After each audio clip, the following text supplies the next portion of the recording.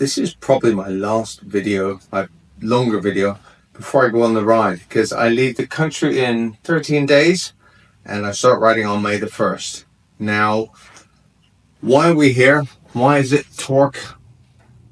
Why am I with my guest, who's Marcus? Say hi, Marcus. Hey guys, how you doing? Because Torque are a nutrition consultancy and a sports nutrition consultancy, as well as making some of the products that many of you will have seen in the stores, things like energy gels, hydration, etc. But I'll let Marcus go into that. So, Marcus, can you just introduce yourself and explain your background? Because you're not a gel salesman, are you? I'm absolutely not a gel salesman. So my name is Marcus Wilday. I'm the performance director at Torque Fitness. Ultimately, my role is looking at all things sport and exercise science, physiology, and nutrition.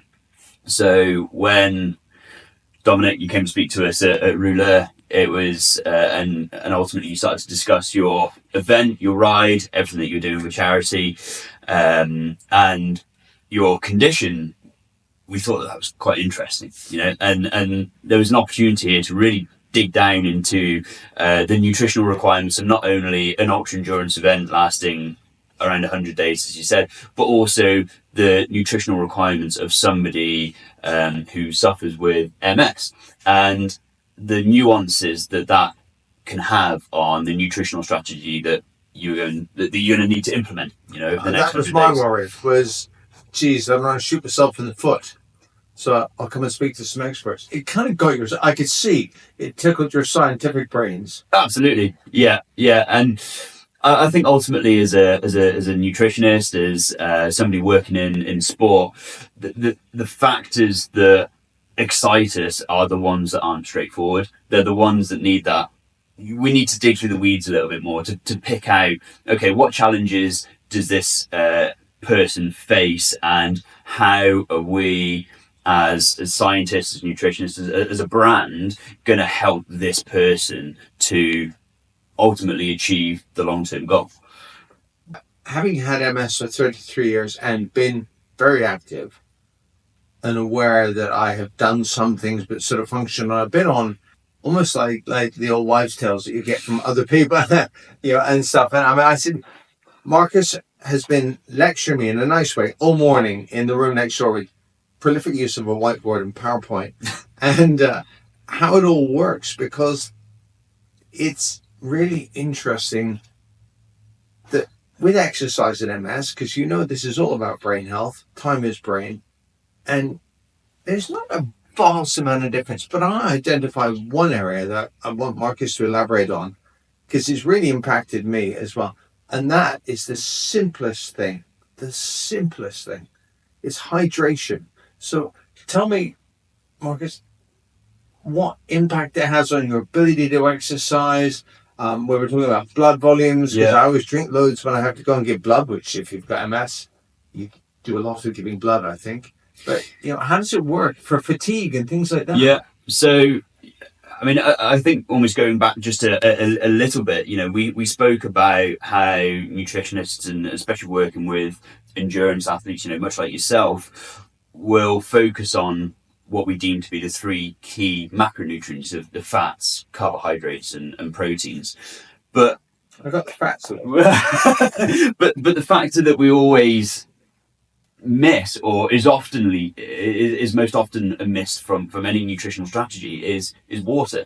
And by volume, water is the most commonly and frequently consumed nutrient throughout every single day.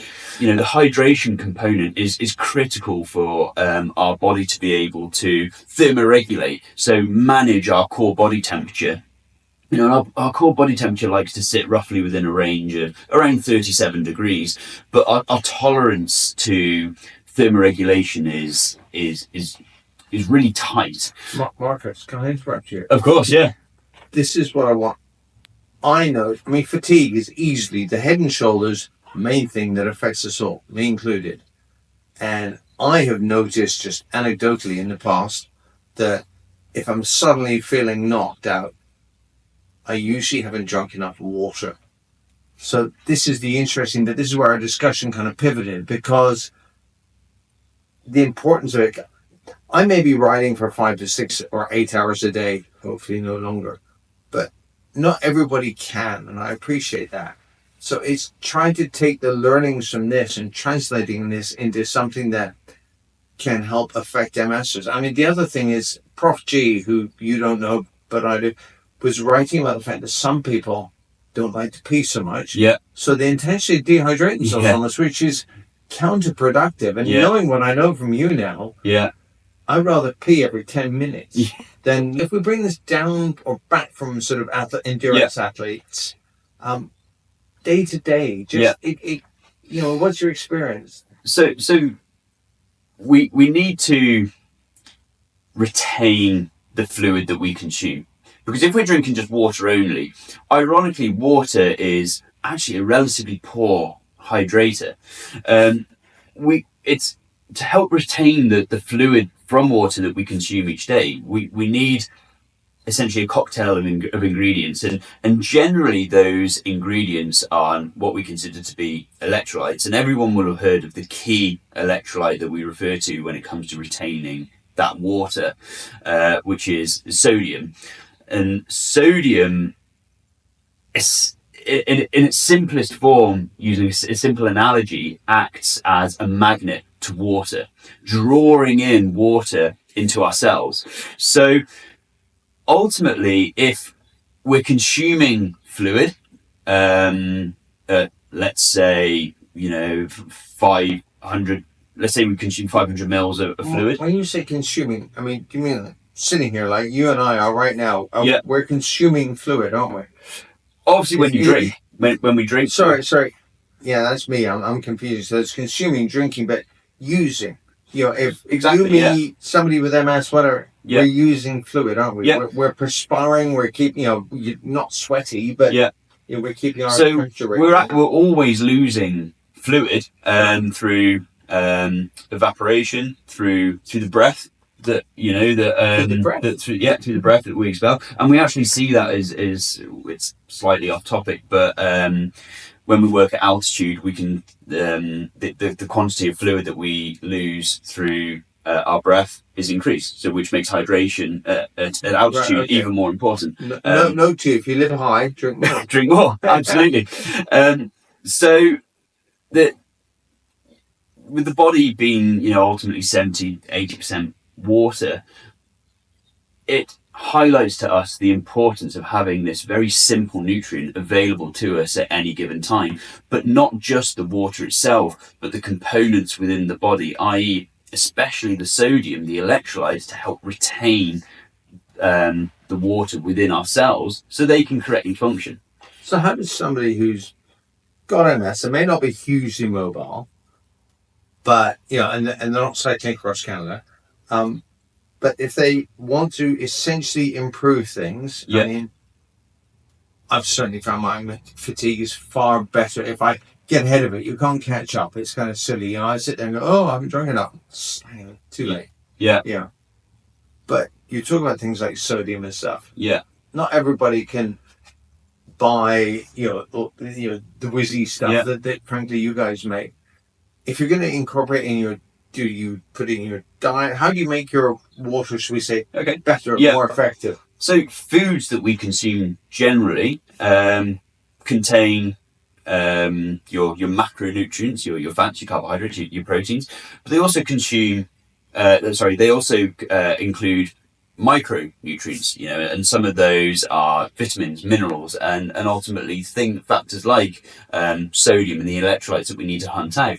So foods containing sodium aren't always necessarily so much of a bad thing, because that sodium is helping us to retain the fluid that we're consuming from our drinks. Sodium's got a bad rap in terms of salt, hasn't it? Absolutely.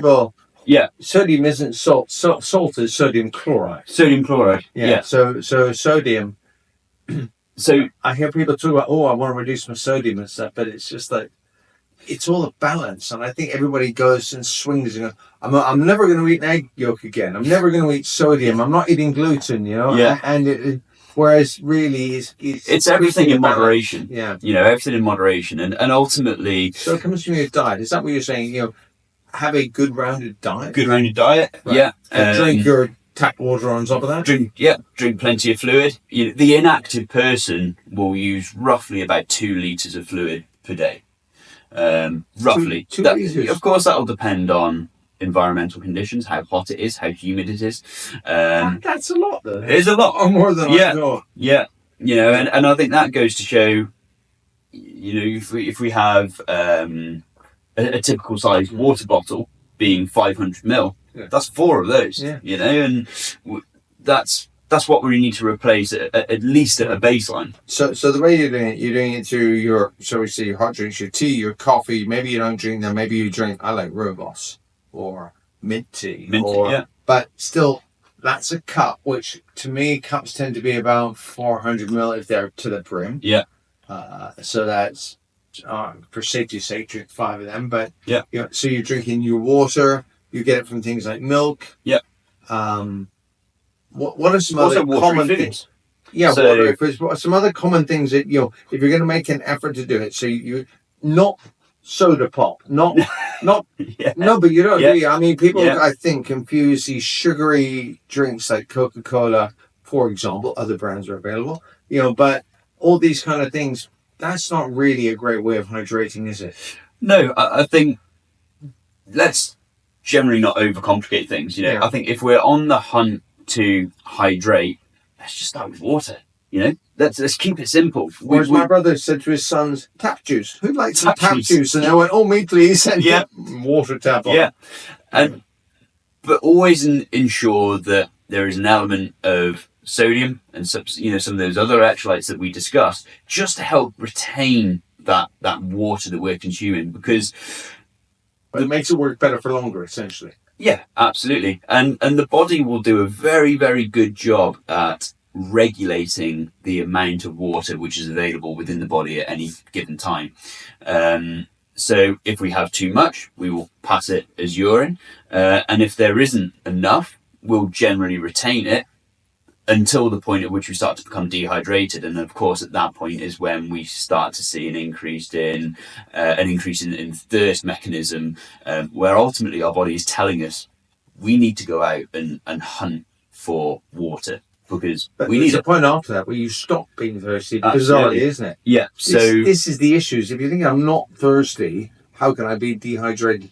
Quite possible that you are. It's and that becomes very dangerous. So as we discussed earlier on in our what we consider to be the classroom session, we identified that there's various thresholds of dehydration. The first one being 0 to 5%, the second being 5 to 10%, and then 10 to 15%. And that's a percentage decrease from water relative to the person's body weight.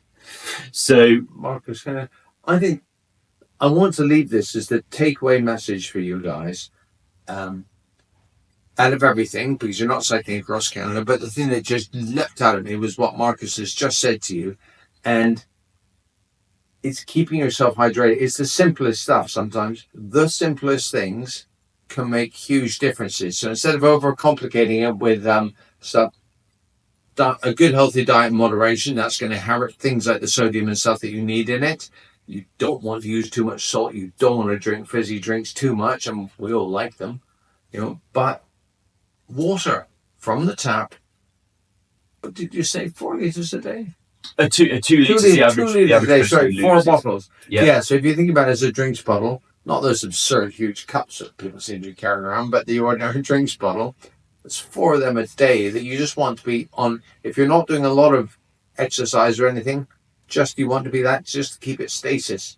And I'll tell you, I drink probably double that.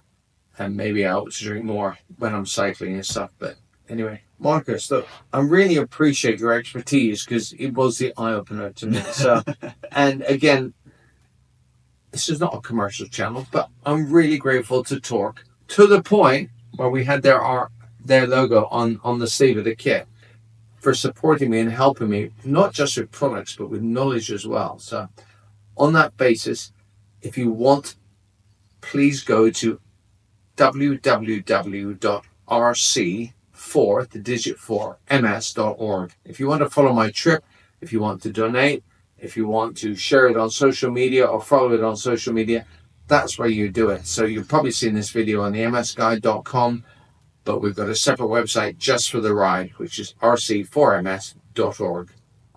Okay, thanks a lot, guys. Take care. Bye, Marcus. Thanks.